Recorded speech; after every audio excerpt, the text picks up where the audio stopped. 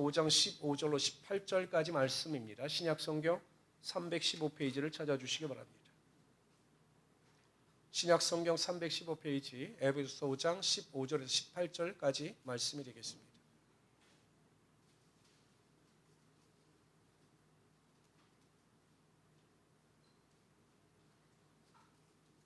신약성경 315페이지 우리 찾으셨으면 우리 한 절씩 교독합니다. 제가 먼저 15절 읽겠습니다. 그런즉 너희가 어떻게 행할지를 자세히 주하여 지혜 없는 자 같이 하지 말고 오직 지혜 있는 자 같이 하여 그러므로 어리석은 자가 되지 말고 오직 주의 뜻이 무엇인가 이해하라.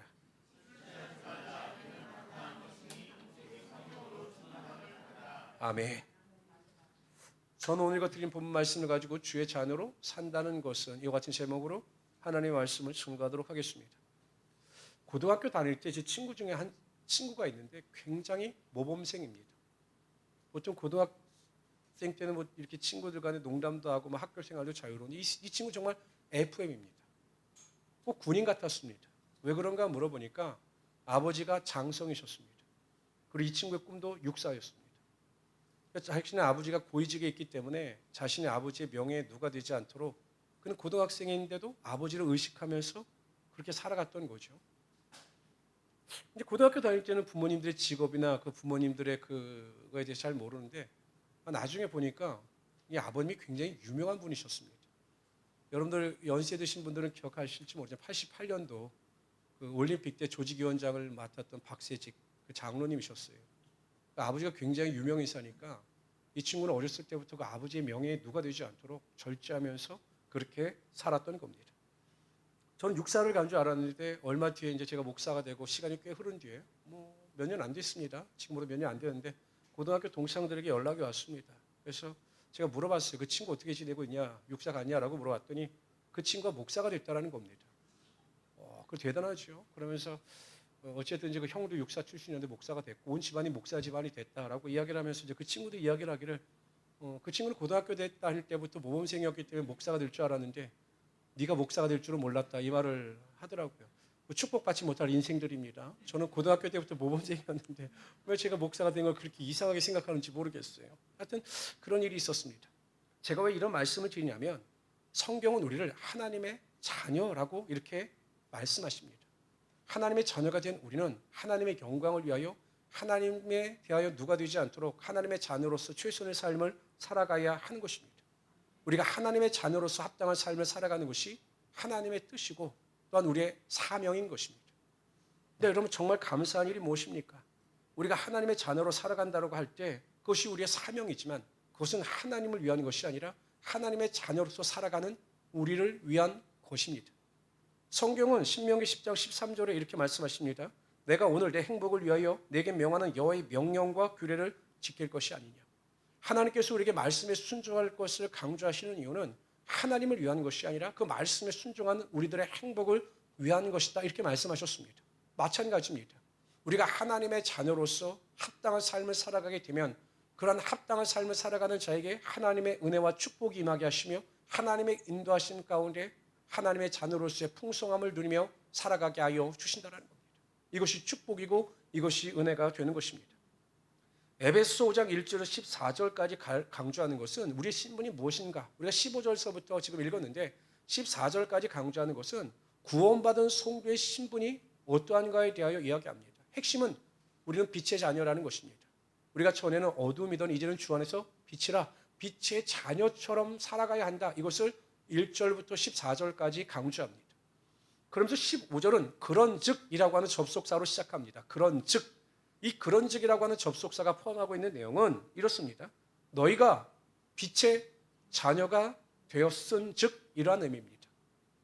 그러면서 설명하기를 우리가 하나님의 자녀로서 빛의 자녀가 되었은즉 우리가 어떻게 살아가는 것이 하나님의 자녀로서 합당한 삶인가에 대해서 설명을 하고 있습니다. 핵심은 우리가 가만히 신중하게 하나님이 주시는 지혜를 가지고 살아가야 한다. 그럴 때 우리가 하나님의 자녀로서 합당한 삶을 살아갈 수 있다라고 강조합니다.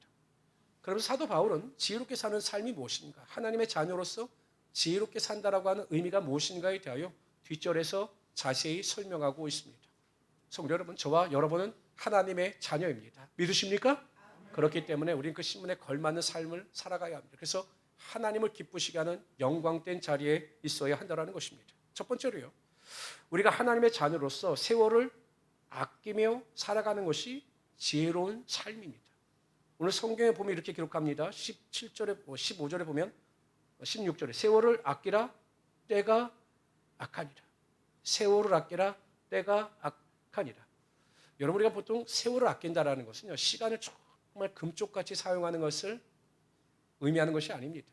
사람들은요, 어떤 사람들은 시간대로 자신의 스케줄을 짜서 그 시간대로 움직이는 사람이 있습니다. 정말 한 시간도 허투루 쓰지 않는 사람들이 많아요. 그것을 보통 시간을 아낀다 이렇게 이야기하는데, 오늘 성경에서 말씀하시는 세월을 아낀다라고 한 의미는 그런 의미가 아닙니다. 헬러의 원어의 뜻을 해석해 보면 하나님께서 우리에게 주신 기회를 선용하라는 것입니다. 그럼 세월을 아끼는 의미가 무엇이냐? 하나님께서 우리에게 주신 기회, 영적인 기회를 남용하지 말고 그 기회를 잘 선용함으로 말미암아 하나님께 영광을 돌리는 것이 세월을 아끼며 살아가는 것입니다. 그러므로 여러분, 주 안에서 행하지 않은 모든 일은 세월을 아끼는 것이 아니라 세월을 허비하는 것입니다. 그래서 주 안에서 하나님께서 주신 기회를 잘 선용하는 것은 어찌 보면 세상 사람들이 인정하지 않지만 가장 지혜로운 성도의 하나님의 자녀의 삶의 모습이 된다는 것입니다. 여러분도 이 자리에 주일날 나와서 예배드리지 않습니까? 이것이 하나님께서 여러분들에게 주신 예배의 기회를 잘 선용함으로 말미암아 하나님께 영광을 돌리는 일인 겁니다. 여러분, 세상 사람들은 인정하지 않지만 하나님 이 기회를 주시고 우리에게 기회를 잘 선용하게 하여 주사 하나님의 축복의 길로 인도하여 주시는 것입니다. 성경 인물 중에서 하나님이 주신 기회를 제일 잘 선용한 사람 중에 하나가 노아입니다.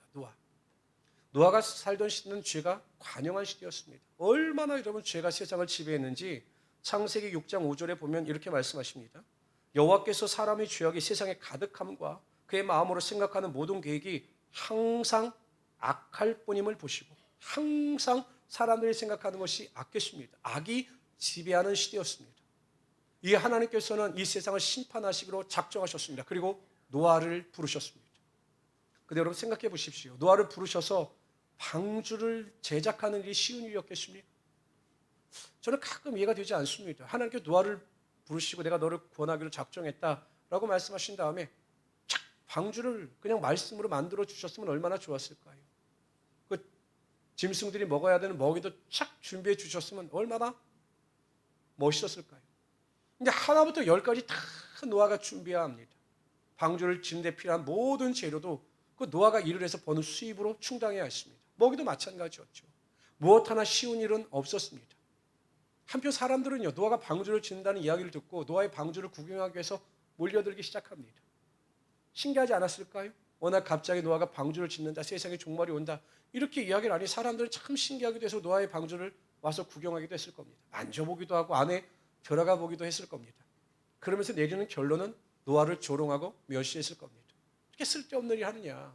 아니 돈을 벌어서 즐겁게 인생을 엔조이하면서 살지 뭐 이렇게 방주를 짓는데 인생을 올인하느냐라고 그를 조롱하고 멸시했을 겁니다. 그러나 여러분, 노아는 흔들리지 않았습니다. 왜요? 그 방주를 짓는 것이 가장 가치 있고 의미 있는 일이라 생각했기 때문에 그 기회를 잘 선용한 것입니다.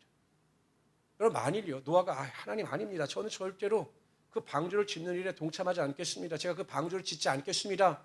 라고 거부했다면 하나님은 하나님의 뜻을 이루어 가시기 위해 다른 사람을 선택하셨고 그를 통해서 하나님의 일을 이루어 가셨을 겁니다. 하나님께서 노아에게 기회를 주셨고 노아는 그 기회를 붙잡았기 때문에 여러분 생각해 보십시오. 그 심판이 임했을 때 노아와 그 가족들만 구원을 얻었습니다. 만일 노아가 그 기회를 선용하지 않았더라면 노아도 그 가족들도 아들들도 자부들도 다 심판의 대상이 되고 말았을 것입니다. 힘들지만 어렵지만 하나님께서 주신 그 영적인 기회를 노아가 잘 선용했기 때문에 하나님의 구원의 약속을 이어갈 수 있었고 자신의 가족들이 구원받는 하나님의 축복을 누릴 수가 있었던 것입니다. 근데 여러분, 쉬운 일이 아니었죠. 아니 그 하나님께서 주신 기회를 그 방주를 짓는 일이 정말 쉬운 일은 아니었습니다. 그럼에도 불구하고 노아가 방주를 짓는 그 기회를 잘 선용할 수 있었던 이유는 창세기 6장 9절에 보면 이렇게 설명되어져 있습니다. 이것이 노아의 족본이라 노아는 의인이요 당대의 완전한 자라. 그는 하나님과 동행하였으며 하나님이 주신 기회를 잘 선용할 수 있었던 이유는 하나님과 매일 동행하는 삶을 살아갔던 것입니다. 여러분 힘들지 않았겠어요? 탄식이 나오지 않았겠습니까? 120년 동안 방주를 짓는데 순간순간 어려움도 있었고 낙심도 있었을 것입니다. 그럴 때마다 노아는 하나님과 동행했기 때문에 하나님께 대하여 기도하기도 하고 또한 자신의 탄식의 마음을 하나님께 아뢰기도 했을 겁니다. 그럴 때마다 하나님은 동행하시고 그에게 위로를 주시고 은혜를 베푸셔서 능히 하나님께서 주신 기회를 선용할 수 있도록 우리 노아를 이끌어 가셨던 겁니다. 그러므로 우리 모든 성도님들은 항상 하나님의 기회를 성용하기 위하여 하나님으로부터 멀어지는 자들이 아니라 매일 하나님과 동행하는 삶을 살아가야 하는 것입니다. 그럼 어떻게 하면 우리가 하나님과 동행할 수 있는가? 매일 우리가 하나님과 같이 살아갈 수 있는가? 성경 말씀을 봅시다. 잠언서 3장 6절입니다. 자, 같이 한번 읽어봅시다. 시작. 다시 한번 읽읍시다. 시작. 너는 범사의 그를 인정하라. 하나님은 어떠한 사람과 동행하여 주시는가? 항상 하나님이 내 삶의 주인 되심을 인정하고 삶의 주인으로 모시는 자들과 함께하여 주시고 동행하여 주사 하나님의 은혜와 인도하심이 충만하게 임하게 하여 주시는 겁니다. 그러니까 여러분 우리가 기회 가운데 기회를 선용하기 위해서 낙심이 될 때도 있고 우울할 때도 있지만 하나님께서 동행하시고 하나님께서 인도하시면 그 기회가 우리의 삶에 반드시 축복이 된다라는 것입니다. 제 고등학교 2학년 때 담임 선생님이 물리 선생님이셨습니다. 저는 솔직히 처음에는 의대에 가고 싶어서 이과로 진학을 했습니다. 제가 2학년 때, 3학년 때 이과로 전공을 했습니다. 그런데 2학년 때 우리 담임 선생님이 물리 선생님이셨는데 조회 때마다 우리 그 담임 선생님이 강조하시는 메시지가 있었습니다. 그 메시지 중에 하나가 무엇이냐면 이런 것이었습니다. 그분은 예수를 믿지 않았는데요. 신은 모든 사람들에게 공평하게 인생의 최소한 3번의 기회를 준다라는 것입니다. 그러니까 신은 그 사람이 많이 배우든 배우지 못했든 뭐 잘나든 그렇지 못했든 공평하게 모든 사람에게는 반드시 인생의 가장 중요한 기회가 3번 온다라는 것입니다. 그 3번의 기회를 잘 잡는 사람은 인생을 성공하지만 그 기회를 잡지 못하는 사람은 인생을 실패할 것이다. 아주 이거를 귀가 닳도록 우리들에게 이야기하셨습니다. 그런데 끝에는 꼭 그게 달죠. 인생의 첫 번째 기회는 너희들이 고3 때 수학 능력, 지금 수능이지만 그때는 대학 입학 학력 고사였습니다. 그것을 잘 치면 너희들에게 기회가 될 것이다. 이렇게 강조하셨습니다. 저는 그렇게 큰 울림이 되었습니다. 아, 그렇구나. 저는 그때 그렇게 고등학교 2학년 때는 그렇게 큰 믿음이 없었기 때문에. 근데 그럼에도 불구하고 제 마음속에 주시는 하나님의 은혜가 있었습니다. 예수를 믿고 구원을 받아 하나님의 자녀가 되었다면 우리 선생님이 말씀하시는 것처럼 인생에 3번의 기회가 있다고 하는데 하나님은 더 큰 기회를 나에게 주시겠구나. 그 기회를 잘 선용할 수만 있다면, 그 기회를 잘 살릴 수만 있다면 내 인생이 성공의 반열을 걸어가겠구나 라고 하는 생각을 가지게 되었습니다. 마찬가지입니다. 성도 여러분, 하나님은요, 저와 여러분을 정말로 뜨겁게 사랑하시는 하나님이 되십니다. 뿐만 아니라 그러한 하나님은 항상 우리에게 좋은 것 주시기를 원하시는 하나님이 되시는 거예요. 우리가 직장에서나 사업장에서나 어느 상황 가운데 있다 할지라도 항상 하나님은 우리에게 기회의 문을 열 수 있는 은혜를 주시고 우리의 그 열쇠의 키를 주사 그 기회의 문을 여심으로 말미암아 하나님의 축복의 길을 걸어가기를 원하시는 하나님이 되시는 것입니다. 항상 하나님을 가까이 하시고 하나님과 동행하심으로 말미암아 그 기회를 반드시 성취하여 하나님의 영광을 드러낼 수 있는 하나님의 귀한 성도들이 되시기를 주님의 이름으로 축원합니다. 두 번째로요, 우리가 하나님의 자녀로서 주의 뜻이 무엇인가 이해하면서 살아가는 것이 또한 하나님의 자녀로서 지혜롭게 살아가는 것입니다. 한번 우리 읽어봅시다. 17절 한번 읽어주세요. 17절 읽습니다. 시작. 그러므로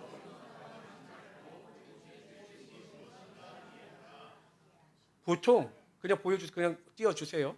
보통 하나님의 뜻과 관련해서 성경은 하나님의 뜻을 분별하라 이런 내용으로 대부분 말씀하고 있습니다. 하나님의 뜻을 이해하라, 무엇인가 이해하라 이런 표현을 잘 사용하고 있지 않습니다. 대표적인 것이 여러분 로마서 12장 2절입니다. 그 말씀에 보면 이렇게 기록되어져 있습니다. 너희는 이 세대를 본받지 말고 오직 마음을 새롭게 함으로 변화를 받아 하나님의 선하시고 기뻐하시고 온전하신 뜻이 무엇인지 분별하도록 하라 이렇게 말씀하고 있습니다. 분별, 하나님의 뜻을 분별하라. 근데 여기서 분별이라고 하는 헬라어 원의 의미는 무엇이냐면 이 불순물을 제거함으로 말미암아 순금을 구별해 낸다라고 하는 의미를 가지고 있습니다. 그러니까 하나님의 뜻을 구별해 내는 것, 그것을 분별해내는 것 이렇게 기록하고 있습니다. 그런데 오늘 본문에서 보면 하나님의 뜻이 무엇인가 이해하라 이렇게 말씀하고 있거든요. 그런데 이 이해하라라고 하는 헬라어 원어의 의미가 무엇이냐면 이런 의미를 가지고 있습니다. 여러 가지 조각을 모아서 하나로 맞춘다라고 하는 의미를 가지고 있습니다. 여러분 우리가 퍼즐이 이렇게 흩어져 있으면 퍼즐을 이렇게 맞추면 하나의 그림이 되지 않습니까? 그처럼 이 이해하라라고 하는 헬라어 원어가 무엇이냐면 우리의 삶의 여러 가지 환경의 문제를 그 조각조각을 하나로 모아서 하나님의 뜻을 이해하라 이렇게 말씀하고 있는 겁니다. 그러니까 여러분 우리가 하나님의 뜻을 분별한다라고 하는 것은 쉬운 일이 아니에요. 우리가 단편적인 상황의 조건이나 또 환경을 통해서 이것이 하나님의 뜻이다 이렇게 판단하시는 분들이 있는데 그거 잘못된 것입니다. 어떤 성도들은요. 어떤 일을 생각하면 내 마음이 기쁘고 즐겁기 때문에 이것은 하나님의 뜻이다라고 생각하여 그 일을 막상 진행했는데 나중에 보면 결과가 형편이 없거든요. 단지 내 마음이 즐겁고 그 일을 생각하면 기쁘다. 이것이 하나님의 뜻이 아니라는 것입니다. 우리는 하나님의 뜻을 잘 이해하고 또는 하나님의 뜻대로 분별하여 승리하기 위해서는 그 복잡한 상황 속에서 그 조각들을 잘 조립해서 퍼즐을 맞춰서 온전하신 하나님의 뜻을 분별할 수 있어야 하는 것입니다. 그러니까 신앙이 여러분 단편적이질 않아요. 여러분 기드온을 보세요. 하나님께서 기드온을 부르셨습니다. 근데 기도는 의심이 많아요. 뭐라고 이야기하냐면 나는 하나님께 대하여 부르심을 받지 못했다 이렇게 이야기를 합니다. 근데 하나님께서 끝없이 많은 표적과 기사를 통해서 하나님의 부르심에 대하여 하나님의 뜻을 알려주셨습니다. 근데 여러분 기도는 또 만족을 못합니다. 그래서 어떻게 합니까? 양털을 가지고 옵니다. 양털을 가지고 와서 이렇게 내려놓은 다음에 하나님께 이야기합니다.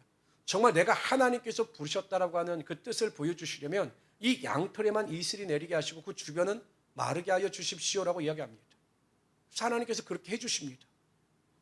근데 거기 만족하지 않으면 또 하나님께 간청합니다. 이번에는 양털 말고 그 주변에 이슬이 내리게 하시고 양털은 마르게 하여 주십시오라고 이야기합니다. 그런데 하나님께서 화를 내시지 않습니다. 역정을 내시지 않아요. 기도원의 요구대로 다 해주십니다. 왜 그러셨을까요? 한 가지 이유입니다. 이 기도원이 정말 하나님의 뜻을 이해하기 위하여 여러 가지 조각의 환경을 맞춰서 확실한 하나님의 뜻 가운데 서기 위하여 그러한 것을 요구하였기 때문에 하나님께서 그 기도원을 책망하지 않으신 겁니다. 항상 우리의 삶에 다양한 일이 여러 번 벌어질 때마다 항상 그 상황 가운데 하나님의 뜻을 맞추기 위하여 뜻을 발견하기 위해서 여러 가지 조각들을 잘 맞춰서 하나님의 뜻대로 순종하며 살아갈 수 있는 하나님의 귀한 성도들이 되시기를 바랍니다. 그런데 이 하나님의 뜻을 분별해 나가는 과정이 있습니다. 이 과정을 잘 우리가 이해하고 그 은혜 가운데 살아가야 합니다. 제가 매일 강조하지만 우리 신앙에 있어 하나님의 뜻보다 더 중요한 것은 없어요. 우린 내가 원하는 대로 내 즐거움대로 쫓아 살아가는 인생이 아닙니다. 하나님의 자녀는 그렇게 살라고 해도 살 수가 없는 겁니다. 항상 우리는 하나님의 뜻을 갈망해야 합니다. 하나님, 내가 직장에서나 사업장에서나 우리 가정에서나 내가 하고자 하는 일 가운데 과연 이것이 하나님의 뜻인지 하나님의 뜻이 무엇인지 나를 알기를 원합니다라고 끊임없이 하나님의 뜻을 묻고자 하는 갈망이 있어야 합니다. 하나님은 하나님의 뜻을 알고자 하는 그 갈망이 없는 자에게 하나님의 뜻을 잘 알려주시지 않습니다. 갈망하는 자에게 하나님께서 그 뜻을 알려주셔요. 그러니까 우리 시시각각으로 순간순간마다 내 삶의 주변에서 발생하는 일 가운데 하나님의 뜻을 물어야 하는 것입니다. 내가 아무리 노력해도 내 인생이 잘 안 돼요. 과연 무엇일까? 하나님의 뜻은 어디에 있을까? 이걸 진지하게 물어야 하는 것입니다. 일이 안 되는데 끊임없이 그 일을 그냥 밀고 나가게 되면 오히려 또 실패와 좌절만 있을 뿐이죠. 또 가정에 여러 가지 문제가 있습니다. 직장에 여러 가지 문제가 있습니다. 분명 그 안에 하나님의 뜻이 있습니다. 그 뜻을 알고자 노력할 때 하나님께서 그 뜻을 보여주신다는 겁니다. 두 번째, 하나님의 뜻을 알고자 하는 갈망이 있은 데 가장 중요한 것은 오늘 본문에 나오듯이 여러 가지 상황의 조건들을 모아서 조각을 퍼즐을 맞추듯이 맞춰가는 노력과 결단이 있어야 하는 것입니다. 그렇잖아요, 여러분? 하나님께서 뜻을 알려주실 때 단편적으로 알려주시지 않아요. 제가 개척할 때도요. 저는 이 개척에 대한 소망이 없었기 때문에 그냥 하나님께서 강권적으로 역사하실 때 이게 하나님의 뜻인지 개척이 하나님의 뜻이 아닌지 잘 몰랐습니다. 그래서 하나님께 표적을 구했습니다. 한 4가지 정도 표적을 구했습니다. 하나님께서 저에게 이렇게 해주시면 저는 아무리 어려워도 하나님의 뜻인 줄 알고 순종하여 개척을 하겠습니다. 그럼 제 나이 45살이었습니다. 아이들은 중학교, 한참 물질이 필요할 시기일 때 제가 그 물질을 포기하고 경제적 안정을 포기하고 개척하는 일이 쉬운 일이 아니었습니다. 그래서 하나님께 강권적으로 그 조건을 위해서 기도했습니다. 첫 번째가 하나님, 제가 개척이 하나님의 뜻이라면 사람의 입을 통해서 개척하라고 하는 메시지를 듣게 해주십시오라고 기도를 했습니다. 근데 제가 말씀드린 권사님을 통해서 그 응답을 받았습니다. 두 번째, 환경을 통해서 제가 개척을 하지 않으면 안 될 정도로 환경을 몰아주십시오라고 기도했습니다. 근데 하나님이 그렇게 몰아가셨어요. 도저히 개척을 하지 않으면 안 될 정도 제 환경을 몰아가셨습니다. 세 번째는 제 마음속에 두려움이나 슬픔이 아니라 그 기쁨이 흘러 넘치게 하여 주십시오라고 기도했습니다. 그때 하나님께서 두려움이나 불안이 아니라 기쁨을 주셨습니다. 여러분 생각해 보십시오. 제가 그 마지막 날 설교를 할 때요, 성도들이 제 설교 시간에 다 나왔습니다. 모든 성도 다 나와서 제 설교를 들어요. 예배 때 다 웁니다. 왜? 제가 그날 마지막 설교니까요. 그 설교를 마치면 제가 떠나가니까요. 모든 성도들은 웁니다. 평상시에 저 같았으면 같이 울었을 겁니다. 설교하면서 아마 굉장히 울었을 겁니다. 근데 울음이 안 나와요. 오히려 기쁩니다. 하나님이 그 관계를 끊을 수 있는 기쁨을 주시는 거예요. 제 기도에 응답해 주시는 거죠. 그 성도들과 헤어지는 것이 너무 슬프고 고통스러웠더라면 저는 그 성도들과 헤어지지 못했을 겁니다. 마지막 네 번째로 제가 확신을 가진 일이 있습니다. 하나님, 저에게 개척을 원하신다면 그럼 제가 이렇게 기도할 테니 그 기도를 응답해 주십시오. 제가 개척할 때 이런 사람이 필요한데 정말 우연치 않게 그 사람을 만나게 하시고 그 사람에게 이야기하게 해 주십시오라고 기도했는데 정말 그러한 일이 발생했습니다. 제가 주저하지 않고 개척을 한 거죠.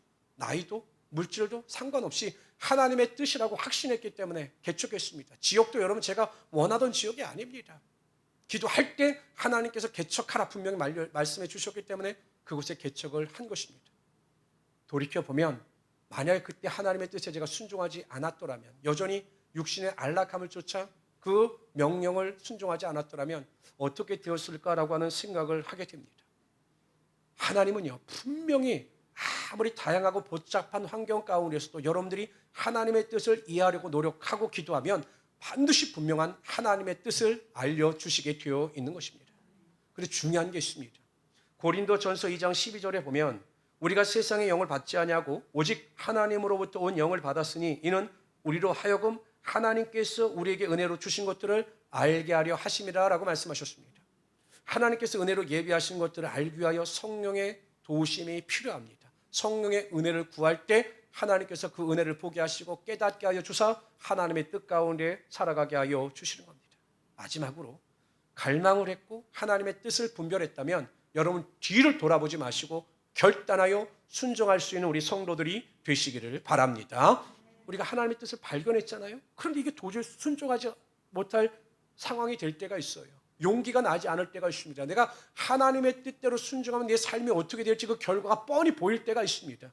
그때 주저주저하게 됩니다. 이렇게 하는 게 맞나? 이렇게 하면 어려움이 다가올 텐데. 그래서 그 끈을 놓지 못할 때가 많습니다. 그런데 우리가 그 끈을 놓을 때, 결단을 할 때 하나님의 역사가 나타나게 되어 있는 것입니다.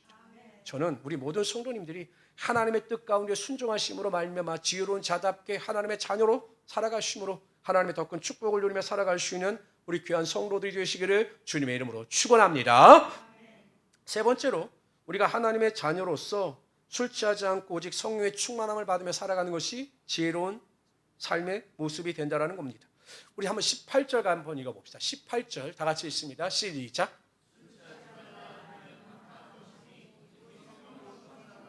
네, 그냥 이것도 그냥 띄워주세요. 술 취하지 말라. 여러분 그 당시 에베소 지역에는요 디오니소스라고 하는 그 술 우상이 있었습니다. 사람들이 얼마나 술을 좋아했으면 그 디오니소스라고 하는 우상을 만들 정도로 술이 아주 그냥 술을 마시는 것이 만연한 지역이었습니다. 그러니까 성도들 중에도 여러분 모르긴 몰라도 이제 술 마시고 예배 오는 사람들도 있었겠죠. 워낙 술 먹는 게 하나의 문화였기 때문에. 그래서 사도 바울은 그것을 알고 술 취하지 말라. 이건 방탕한 것이니 술 취하지 말고 오직 성령의 충만을 받아야 된다라고 강조하는 것입니다. 근데 저는 그 생각도 들더라고요. 왜 술 취하는 것과 성령의 충만함을 연결해서 이야기했을까라는 생각을 해보게 되었습니다. 아마 술 취한 상태와 성령 충만한 상태가 유사했기 때문에 그런 것이 아닐까 저는 생각해 보았습니다. 저도 이제 전도해야 될 제 친구들이 많습니다. 한 4, 50년 사귄 친구들인데 이 친구들 그렇게 전도하기가 힘이 들어요. 근데 한 번은 제가 하도 술을 마시길래 그 자리에 참석했다가 제가 물어봤습니다. 아니 그 술 마시면 돈도 버리고 몸도 버리는데 왜 그렇게 술을 그렇게 그렇게 그냥 부어라 마셔라 하는지 내가 모르겠다라고 이야기를 했더니 이 친구들이 이 목사는 모른다는 거예요. 이 술의 쾌감을 모른다는 거예요. 궁금해서 뭐라 술 먹으면 뭐가 좋아? 라고 물어봤습니다. 그때 이 친구들이 두 가지를 이야기하더라고요. 첫 번째, 술 먹으면 기분이 너무 좋아진다는 거예요. 스트레스 다 떠나가고 그리고 얼마나 즐거운지 모른다는 거예요. 그러면서 이야기하기를 술 먹고 기분이 좋아지면 그래서 꼭 노래방에 간다는 거예요. 노래방에 가서 술 먹고 노래를 부르면 세상을 다 얻은 것 같다라는 생각을 했습니다. 이제 그런 생각을 했습니다. 아니 성령 충만 받으면 우리가 항상 기뻐해서 매일 하나님을 찬양하는데 술 먹고 노래방 가는 것보다 성령 충만한 그 기쁨 가운데 하나님을 찬양하게 날 텐데 라는 생각을 해보았습니다. 여러분 사도행전에 보세요. 오순절에 마가의 다락방에 성령의 능력이 임합니다. 그래서 그들이 나가서 복음을 증거하죠. 그들이 당한 것은 핍박이었습니다. 매를 맞습니다. 근데 그들은 오히려 기뻐합니다. 왜? 우리가 하나님의 일에 합당함을 얻은 자로 인정을 받았다라고 생각하여 그 핍박 속에서 성령 충만함 가운데 그 마음속에 기쁨이 흘러 넘쳤던 거죠. 성령 충만을 받게 되면 알 수 없는 기쁨이 우리의 삶 속에서 흘러 넘치게 되어 있습니다. 환경은 정말 기뻐할 환경이 아닌데 이 환경은 정말 우울해하고 낙심해야 될 환경인데 하나님께서 주시는 성령의 능력으로 말미암아 슬픔과 낙심과 절망과 우울감이 아니라 절대적인 기쁨을 가지고 살아갈 수 있게 된다는 것입니다. 저는 솔직히 뭐 누군가를 평가하는 건 좀 그렇지만 어느 큰 교회 목사님이 감리교회 정말 크고 많은 성도들이 모이는 교회 목사님이 성도들에게 자신의 공황장애에 대해서 이야기하는 설교를 들었습니다. 얼마나 공황장애가 심하면 이 공황장애가 심하게 되면 예배에 올라오지 못할 정도로 심하다 이런 말씀을 하십니다. 충분히 이해가 갑니다. 그러나 한편으로는 이해가 되지 않는 부분도 있습니다. 왜 성령의 능력을 통해서 그걸 이기지 못할까? 여러분 목회를 하다 보면요 공황장애를 겪을 만한 수많은 일을 경험합니다. 특히 여러분 개척교회 해보면요 저는 큰 교회 아버지의 교회를 이어받은 성도 목사님들 뭐 고생한다고 하는데 이 개척교회에서 월세 걱정 해보면서 목회해본 사람들의 심정을 몰라요. 얼마나 많은 일이 있었겠습니까? 그런데 감사한 것은 성령 충만하게 되면 하나님께서 그 환경을 압도하는 기쁨을 허락하여 주시더라는 거예요.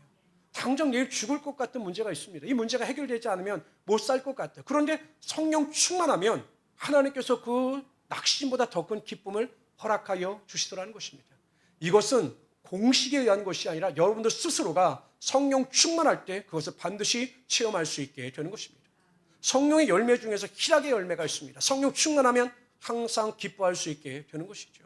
그렇기 때문에 우리가 더 큰 하나님의 성령 충만을 사모할 수 있어야 하는 것입니다. 이런 믿음을 가지고 성령 충만 가운데 살아갈 수 있는 우리 성도들이 되시기를 주님의 이름으로 축원합니다. 두 번째 친구들이 이야기하는 게 술을 먹으면 담대해진다는 거예요. 소심했던 사람이 술을 먹으면 그냥 할 말 못할 말을 다 한다는 겁니다. 또 어떤 친구는 자기가 사랑하는 지금 결혼한 아내한테 고백을 못했는데 술을 먹고 담대하게 고백을 해서 결혼했다 이런 이야기를 하는 친구들도 있습니다. 여러분 술 마시지 않아도 성령 충만하면 담대해집니다. 여러분 베드로하고 그 120명의 사도를 보세요. 마가의 다락방에 왜 숨어 있었습니까? 두려웠으니까. 예수님께서 십자가에 달려 돌아가시는데 그 고통 가운데 돌아가시는 걸 보니까 너무 두려웠던 겁니다. 우리도 잡히면 저렇게 되겠구나 두려워서 그 마가의 다락방에 숨어서 기도했던 겁니다. 큰 소리는 내지 못했을 거예요. 근데 기도하는데 오순절 마가의 다락방에 성령의 능력이 임했습니다. 두려움이 떠나가게 하고 담대함을 가지게 되죠. 여러분 다락방에서 내려옵니다. 그는 더 이상 두려움에 떠는 자들이 아니었습니다. 성령의 능력을 통해서 담대함을 가지고 복음을 증거할 때 3,000명 남자만 5,000명이 회개하는 하나님의 능력을 맛보게 됩니다. 산헤드린 공에 끌려갑니다. 다시는 예수의 이름으로 가르치지도 말고 전하지도 말라 이렇게 유대인들이 그들을 협박합니다. 이전에 베드로와 요한 같았으면 아마 입을 다물었을 겁니다. 그런데 뭐라고 이야기합니까? 하나님 앞에서 너희 말 듣는 것이 하나님 말씀 듣는 것보다 더 옳은가 판단하라. 우리는 보고 들은 것을 전하지 아니할 수 없다라고 담대하게 선포합니다. 여러분 그들이 어찌할 수가 없었습니다. 왜? 표적과 기사와 능력이 나타나는 것을 보았고 많은 사람들이 베드로와 요한을 따르는 것을 보았기 때문입니다. 마찬가지입니다. 우리가 성령 충만하게 되면 모든 일에 담대하여 복음을 증거할 뿐만 아니라 무슨 일을 하든지 담대함을 가지고 전진해 나갈 수 있게 되는 것입니다. 사도 바울의 고백처럼 저는 믿습니다. 내게 능력 주시는 자 안에서 내가 모든 것을 할 수 있다라고 하는 사도 바울의 고백을 믿습니다. 하나님께서 우리를 사랑하시기 때문에 우리에게 능력을 주시고 우리가 무슨 일을 하든지 간에 그 일을 통해서 하나님의 영광이 나타나게 하여 주시는 것입니다. 그러므로 절대로 예수 믿는 성도들은 부정적인 말이나 생각을 하지 말아야 합니다. 과연 이것이 될까? 할 수 있을까? 이루어질 수 있을까? 안 될 거야 라고 하는 부정적인 생각을 하지 말아야 합니다. 성령 충만하게 되면 이루실 것을 믿고, 그래서 우리가 담대함 가운데 승리하며 살아갈 수 있게 되는 것입니다. 그래서 우리 모든 성도는 믿음 안에서 하나님의 뜻은 담대함을 가지고 성령의 은혜 가운데 하나님의 영광이 나타나는 것이다 라는 것을 믿으시고 담대함 가운데 승리할 수 있는 우리 성도들이 되시기를 주님의 이름으로 축원합니다. 제가 얼마 전에 하도 휴대폰이 충전이 안 돼서 한 6년 이상을 써서 휴대폰을 바꿨습니다. 좋더라고요. 막 빠르고 뭐 충전도 오래되고. 근데 중요한 게 있어요. 제가 저녁 때만 되면 이 새로 산 휴대폰을 충전해야 합니다. 왜냐하면 충전하지 않으면 방전이 돼서 사용하지 못하니까요. 아무리 고급스러운 휴대전화를 할지라도 여러분 충전을 해야 사용해야 되는 것이 마찬가지로 우리의 삶에 성령의 능력이 없으면 우리는 아무것도 아니라는 사실을 분명히 인식해야 한다는 것입니다. 이와 같이 성령 충만은 이 시대에 우리의 삶에 있어 선택이 아니라 필수입니다. 우리가 하나님의 자녀로서 성도로서 합당한 삶을 살아가기 위해서 우리는 매일 성령 충만을 사모해야 되고 충만함 가운데 믿음을 가지고 승리하며 살아갈 수 있어야 한다는 것입니다. 어떠한 어둠의 세력도 침투하지 못하도록 성령 충만함으로 말미암아 그 은혜와 능력 가운데 세상이 아니라 하나님의 영광을 위하여 살아갈 수 있는 우리 성도들이 되시기를 주님의 이름으로 축원합니다.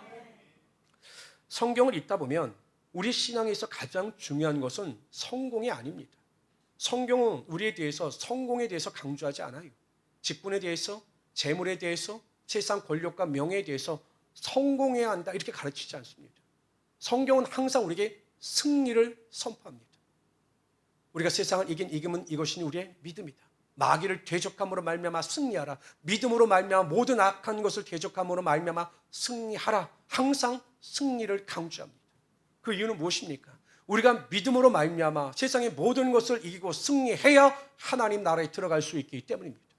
끝까지 믿음을 지키고 영적 전쟁에서 승리해야 하나님 나라에서 상급을 얻기 때문입니다. 우리가 하나님의 자녀로 부르심을 받았습니다. 그 부르심에 합당한 삶의 열매가 우리의 삶에 나타나야 하는 것입니다. 그러기 위해서 우리는 하나님이 주시는 지혜를 가지고 이 세상을 넉넉히 이기며 살아가야 합니다. 저는 믿습니다. 하나님은 반드시 우리에게 기회를 주십니다. 우리 젊은 청년들에서뿐만 아니라 우리 모든 젊은 부부들, 우리 권사님들에게도 지금도 하나님께서는 기회를 예비하시고 또한 그 기회를 얻기 위하여 살아가는 자들에게 반드시 기회를 선용할 수 있는 능력을 허락하여 주실 겁니다. 두 번째, 항상 내 뜻과 내 생각과 내 만족과 내 즐거움이 아니라 과연 내 삶에 하나님의 뜻이 무엇인가 그 뜻을 분별하기 위해서 이해하기 위해서 노력하심으로 그 뜻대로 순종하며 살아갈 수 있는 우리 성도들이 되시기를 바랍니다. 성령 충만하여 담대함과 기쁨을 가지고 모든 부정적인 생각과 우울감을 떨쳐버리고 믿음 안에서 넉넉히 이기며 살아가시는 하나님의 귀한 성도들이 되시기를 주님의 이름으로 축원합니다. 조시 하나님, 오늘 하나님께서 우리를 사랑하심으로 주님 전에 나와 예비하며 정말 하나님의 자녀로 살아간다라고 하는 의미가 무엇인가에 대하여 깨닫게 하심을 감사합니다. 하나님, 우리는 세상에